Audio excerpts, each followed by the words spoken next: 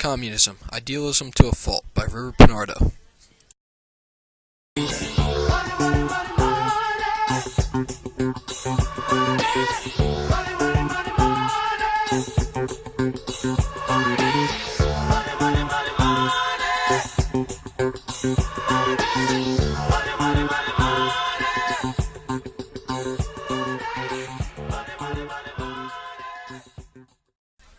Communism is an economic theory and type of government. It got its start through the Communist Manifesto that was written and published by Karl Marx and Friedrich Engels in 1848. This was without a doubt inspired by the Industrial Revolution. Marx believed communism would set in after capitalism, but never did he foresee that communism would become capitalism's natural enemy. Vladimir Lenin decided he didn't want to wait for an end to capitalism, so he fought against it in order for communism to rise to dominance. This sparked the Russian Revolution, and the result was the first practice of communism as a type of government. This, unfortunately, led to its corruption. Instead of sharing the wealth equally, the head of the government, usually a dictator, hoarded it, and it became a totalitarian government, which enforced its laws with an iron fist.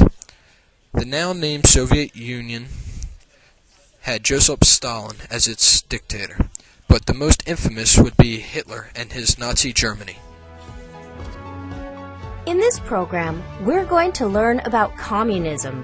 What is communism? Communism is a system of social and political organization that calls for a classless society, in which all property is owned by the community and everyone is equal.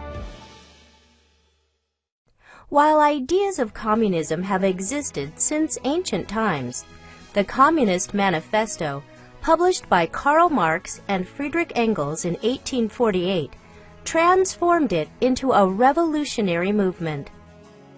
Many countries throughout the 20th century experienced their own communist revolutions.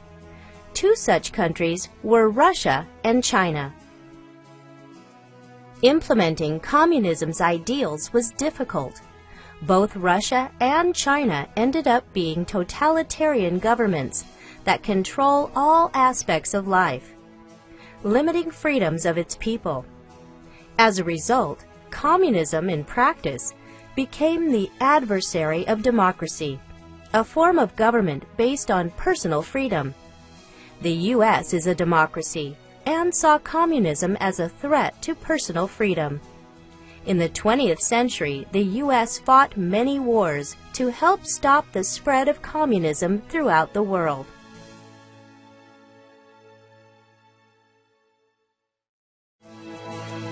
Now that you better understand communism, think about this. Is communism necessarily a bad thing? Why or why not?